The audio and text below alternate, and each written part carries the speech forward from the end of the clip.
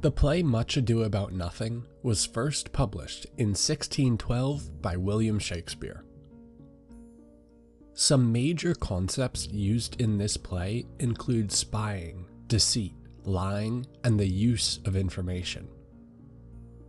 The story begins in the Sicilian town of Messina.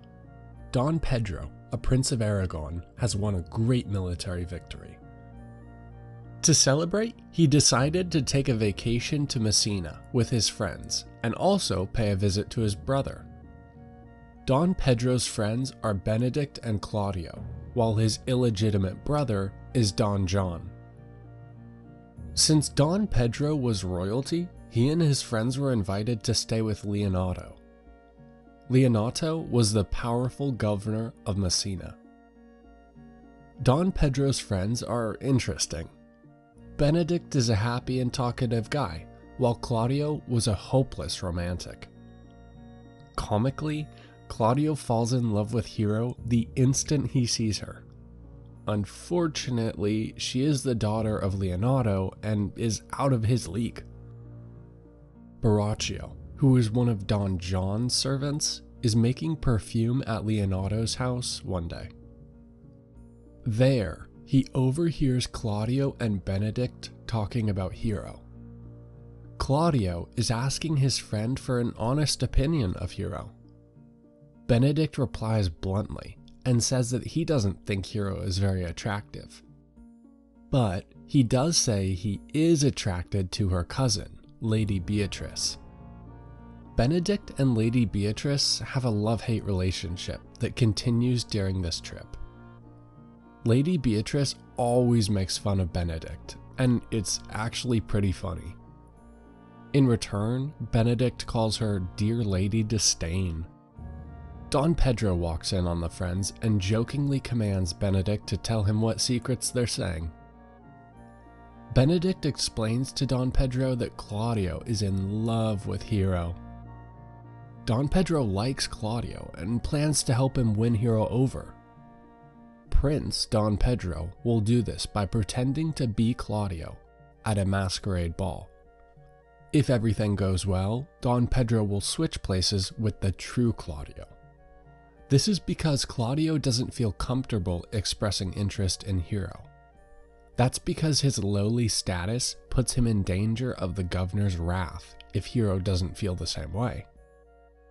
Unfortunately for Claudio, he has an enemy that he doesn't even know about. That enemy is Don John. Don John is infuriated at his illegitimacy. And salt in the wound is the close bond that his brother, Don Pedro, has with Claudio. So the conversation that Borachio overheard is explosive when he reports it back to Don John. Don John immediately plans to sabotage Claudio and Don Pedro's delicate plans. As planned, the night of the ball comes and Don Pedro is dressed up as Claudio. Then he asks Hero to walk with him. Don Pedro, dressed as Claudio, will express his love to her. If things go well, they switch places. But before they can make the switch, Don John comes in to ruin the plans.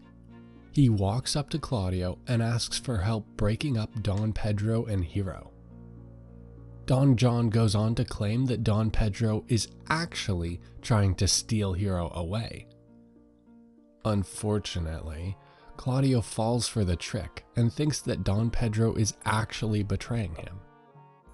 Somewhere else at the ball, Beatrice makes fun of Benedict to a masked man. Hilariously, the masked man is Benedict himself. Enraged, he swears that he would never marry Beatrice. Don Pedro finally returns to Claudio.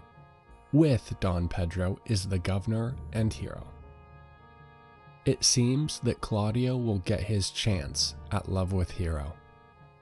Lastly, they comment that their next mission is to find a wife for Benedict.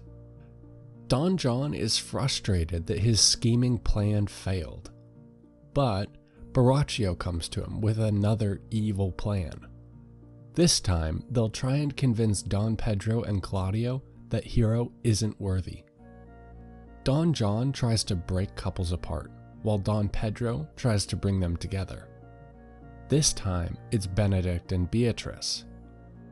Don Pedro's plan is to first get them to stop hating each other.